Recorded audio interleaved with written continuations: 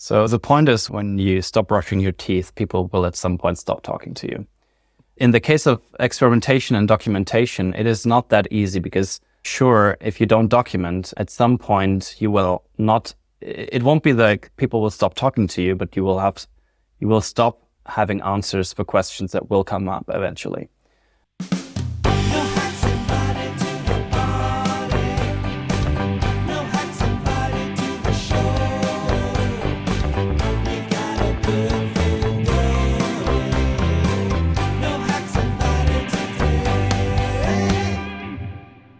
Welcome to No Hacks Show, a weekly podcast in which smart people talk to you about better online experiences. My guest today is the founder of 3Tech Agency, publisher of Your Weekly Dose of Experimentation, co-founder of Conversion Stash, and constantly driving growth through experimentation. Nils Koppelmann, welcome to No Hacks Show. Hey, Sonny, how are you doing? Pleasure to be here. Great. Such a pleasure to talk to you on this podcast, man.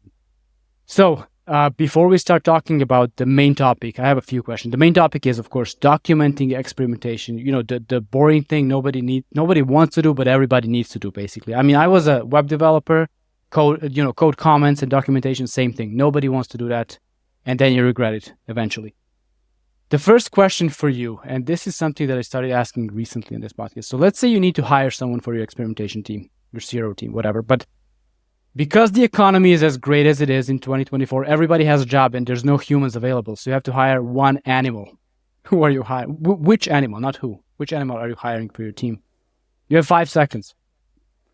All right, I think I would hire somebody who can wear multiple hats, because especially when you don't have too many people to hire, you need someone who can wear multiple hats. But eventually, as you get more mature, then be able to specialize in one direction and potentially lead a team of Which animal specialists. is that? Which animal is that? In the CRO context, that would probably be a conversion manager who's very good with talking with people. No, I mean literally, which animal would do that job in the company? Which animal? Like literally animal. Literally animal. Ooh. Yeah. A chameleon. I love Because that. it's very adaptable. That is so good. Yes. That is amazing. Thank you very much for this response.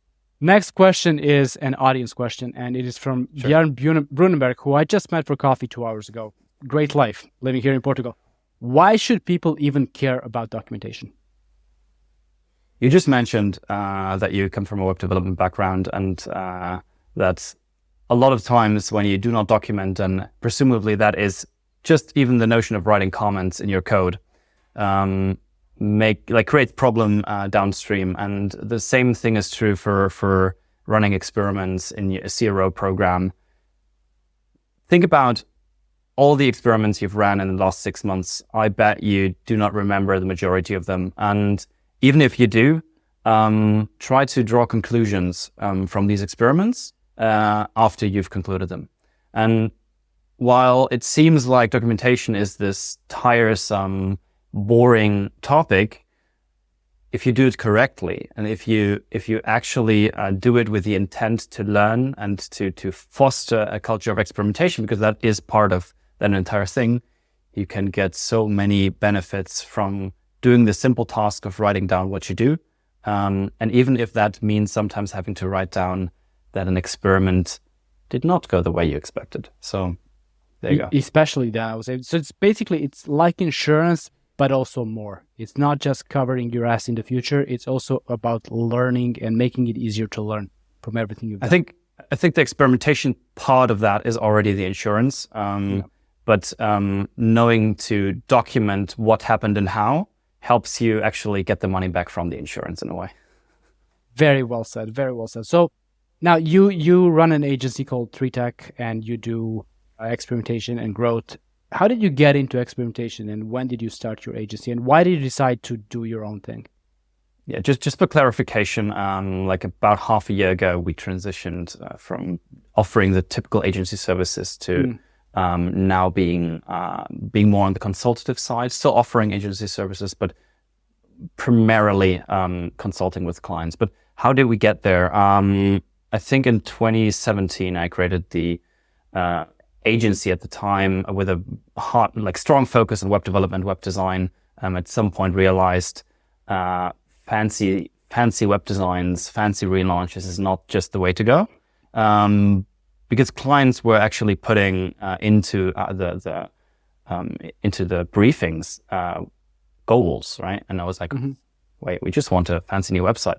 And they were like, no, we want to increase conversion rate. We want to have more leads and stuff like that. And so I was like, okay, that's interesting. So, and this like started with, okay, let's first analyze websites before we throw the idea completely away and start from scratch. Let's start understanding how users interact on the site, this entire process that we now potentially do as part of an audit, and that step-by-step slippery slope kind of thing led to delving into CRO and getting to understand and fidget around with A/B tests. And well, it's just where things started and it never ended. Never ends. That's exactly what growth marketing and experimentation is. So what's the onboarding process for you with the client? Like they decide to work with you. How do you start? I would say it totally depends on the kind of problem we're trying to solve for them. So if you have a typical e-com client who comes with the wish to, say, increase conversion rate or whatever it is, usually we would start with an audit to understand what does the site do, where do current problems lie, and that then includes like quantitative, qualitative research, but also understanding the company, talking with people there, and then usually starting to build up or hook into a testing or CRO program that they either already have or we're just building it up. That's one scenario. With other companies that have more of the wish who are already more mature and want to build up their experimentation program or extend it, make it spread throughout the entire organization. Usually we'd start by, again, doing an audit, but with the focus on finding out what their level of maturity is and, with the goal to understand how can we help them to level up their experimentation game and ultimately win by testing, right? Or win by failing in a way. Yes, win by doing something and learning. Exactly. So let's move on to the main topic then, the thing that most people don't want to do, the documentation.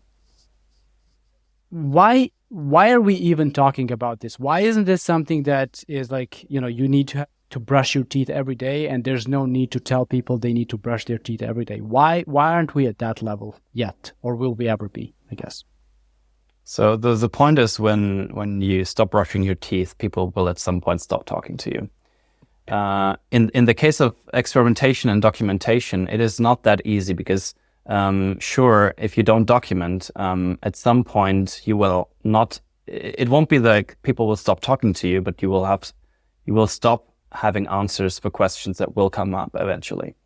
And that creates a problem in an organizational sense. That creates problems in people feeling less confident in what you're actually doing.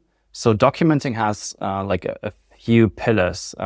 One of them being actually having a log of what has been done, to creating visibility for what has been done and for what's been going on, for learnings that have been drawn, not just for your team, but maybe for the entire company. Because eventually what you want to have is you don't necessarily just want to have 5-10 people working on experiments, which is already more than probably the majority of companies have. But you want this information to spread out across the company. You want more people to be engaged or at least interested in what you're doing. And the only way, not the only way, but a good way to do this is to document. The two of us, we've been talking about content creation a lot. And one of the notions is document and not create. And I would say to a large degree, this is also one of the success factors in experimentation, because if you document, you're already doing a good part of the work. And you're helping to move the motion forward, spin the wheel faster. So wonderful and eloquent answer there. The idea is that this is not something you do once every 3 months. Let's document everything we've done. You document as you go continuously. That this is the only way that really makes sense and that is sustainable. Now, what are the tools that you use for documentation? What is your go-to tool for documenting experimentation? So we'll get to the point what my favorite tool is, but if we talk reality for what most companies are working with today, documentation usually lives in a Jira, right? If depending on how the company or the organization is built up, a lot of things happen in Jira and Confluence. Some might have an Airtable, some work with Google Sheets. The point for me is not necessarily like what's the tool, but can you make the tools that you have work for you in the way that support documentation, that build institutional memory in a way. And that is a challenge because usually tools are not built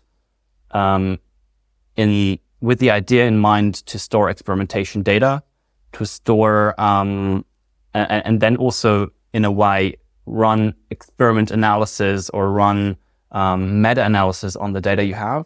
And this is like a little pitch, but it's not out yet, but like why I started creating like a software to help with this entire process, to go from first experiment ideas all the way to running meta-analysis of experiments you have and make this data available and accessible to the entire organization.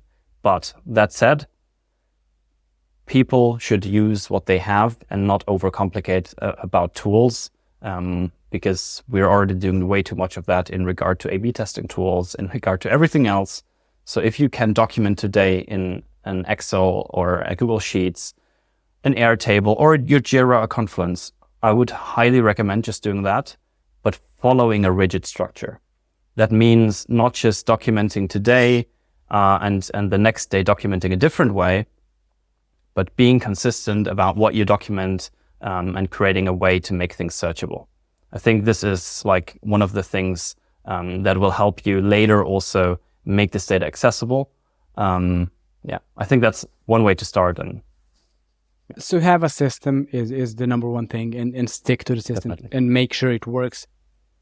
Let me touch on that software real quick. And sure. We'll talk about that software on this podcast when it's out, if that's okay with you. We can have another episode and we can talk all about that software, because I cannot wait to hear about it. But basically, if there's an organization that does some experimentation, but barely documents anything or just documents nothing at all, what is the minimum that they can do to say this is acceptable level of documentation compared to what you've been doing before? What is the absolute minimum to document an experiment? In my opinion, and I know other people don't agree, but documenting and writing down a hypothesis pre-starting or even running or building the experiment.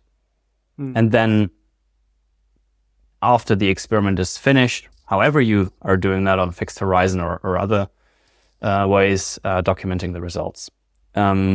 This is, I think, the minimum that you need to do, knowing what you're testing, what the reasoning is behind it, noting down the KPIs or metrics that you're tracking, and being very, very clear about what that is, which is the primary metrics, secondary metrics, guardrails, etc. But this is maybe even very advanced for some, but if you'd ask me what's the minimum, that's what I would answer probably, yeah. Right, that's a great response. But basically, it's going back to having a system for how you're documenting.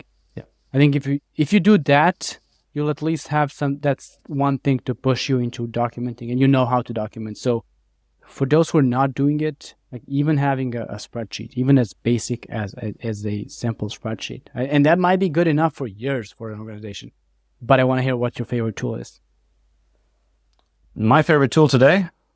Well, I'm building it, but I hate that question because the favorite tool for me is obviously the one that I'm building, because I'm building it to what I believe to be the end all be all solution. But I would generalize a bit.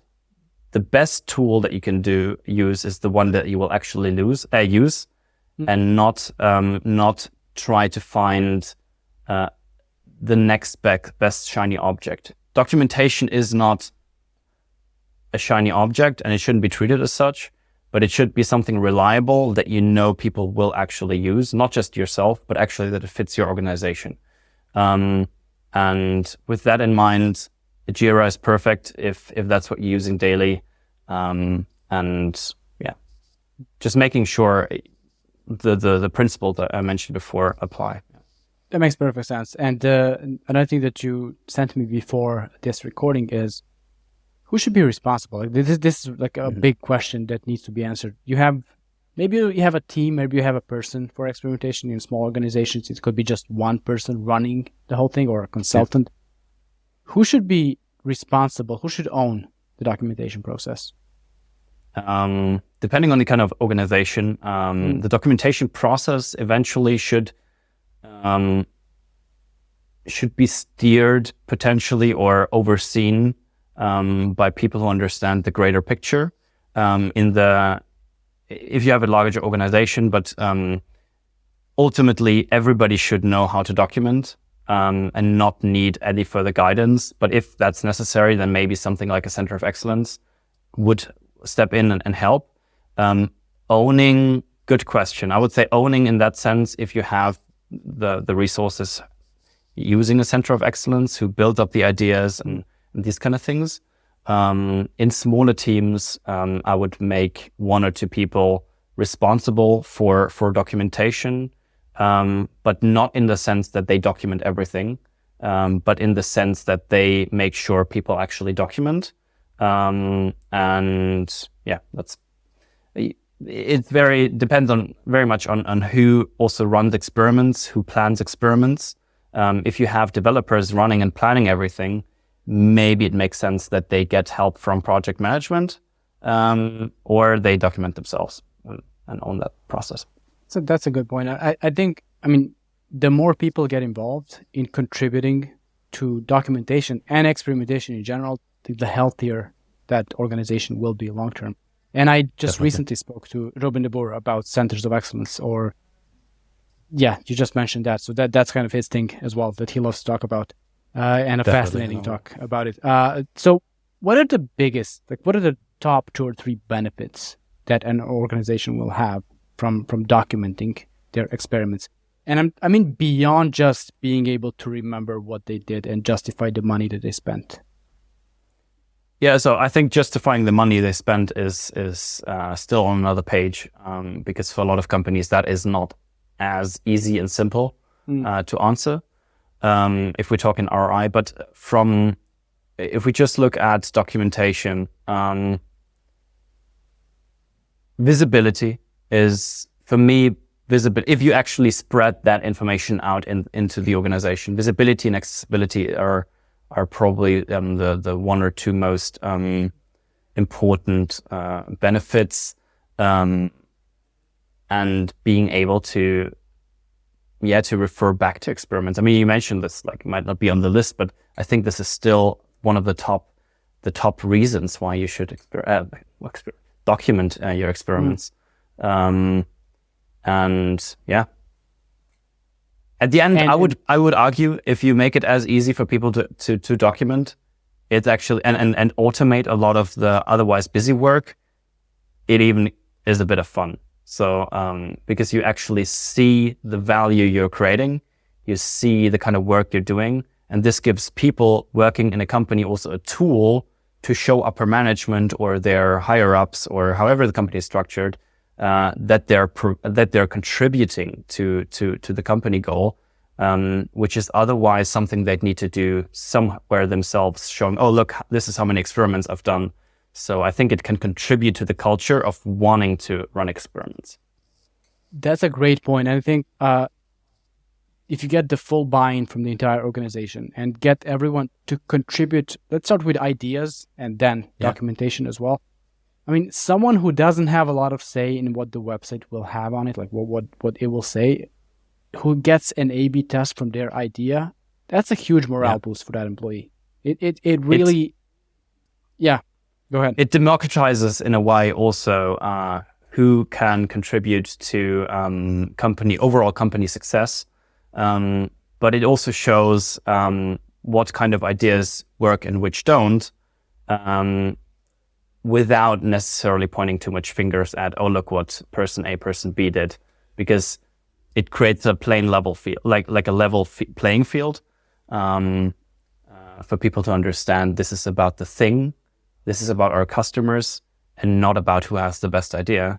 But on the other hand, provides them with the means to show their contribution to the overall. It also leaves ego in front of the door outside. Like if you have a democratic organization where everybody can contribute and win with their test, there's no hippos, there's no ego, there's nothing like that. And it's kind of a beautiful thing if you reach that level.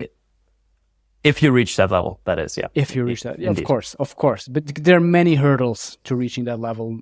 Some of them being hippos, or most of them being hippos. But there are many, many hurdles to getting there. One last thing I want to talk to you about is your weekly dose of experimentation. Mm-hmm. Tell me about that. Pitch me that. And the link to subscribe page will be in the description. So tell me about that newsletter. Sure. So in all honesty, it hasn't been too weekly recently, but on the track to getting back there again. It's still in the name, so it counts. It's in the name. So Experimentation Tuesday and like your weekly dose of experimentation came from the motivation to make accessible the resources, information that I, on a weekly basis, come up with. Sometimes it's obviously from a different week, but I regularly share with people in the space or ask me stuff. I regularly share resources, and I just wanted to be able to do that on a larger scale, help more people. And so far, the feedback I've been getting is amazing. And I think this sounds so cliche, but it is probably something I would have wanted starting out when there maybe was not as good of a resource directory or like a single source where I could get things. So that being said, this is not the only amazing newsletter out there. There's amazing others that I cherish and like reading. But yeah, that's my take on how it should be. But that's the one we're talking about today. Exactly. Yes, of course, there are many others, including Kevin Anderson's newsletter, which I love his newsletter. Definitely. He's an incredible member of the community and gives so much back to the community through that newsletter and everything else. But what was when you started? Let's go back to the first edition of the newsletter. Yeah. What were you hoping to achieve with that? Because I have sort of something like that with the podcast here as well. What were you hoping to achieve? So I think there's two things. One, people told me, if you don't have a newsletter or something like that, you should definitely start because it adds a lot of value to the business. That was one of the first thoughts. So far to the business, I'm not sure if it has added that much value, but it has added a lot of value to presence in the community and being able to share my ideas. And through that, I think as part of building a brand and as part of sharing information that I deem valuable to others, I think it's a way for me to contribute to this community. Yeah, that is spot on and 100% true. Let me tell you that. I mean, this is how we connected in the first place, you and I, through the newsletter and the content that we're both putting out there, and a bunch of other people that are doing the same thing. So, to everyone who's listening, go ahead and subscribe to your weekly dose of experimentation and Experimentation Tuesday, right? What's the difference? It's Experimentation Tuesday, and initially your weekly dose of experimentation was just the subtitle. But I with the little data at the time that I had available, I tested headlines or like subject lines, and weekly dose of experimentation, even though probably not statistically significant, but was ended up being the winner. So I just sticked with it. It's a cool name. But yeah. I like it. So everyone, go ahead and subscribe. And Nils, I'm beyond thankful for you being on this podcast. This was such a pleasure to talk to you, to interview you about this. And I'll see you in a few months, I guess, right? There's a few conferences happening throughout Europe. So I hope so. Are you going to Birmingham? Visa still pending. We'll see. Yeah. All right, I remember. All right. I hope to. We'll see each other at one of the Growth Marketing Summit. Definitely will be there. Definitely will be there. Definitely. Okay, I'll see you soon. That is looking so forward to it, man.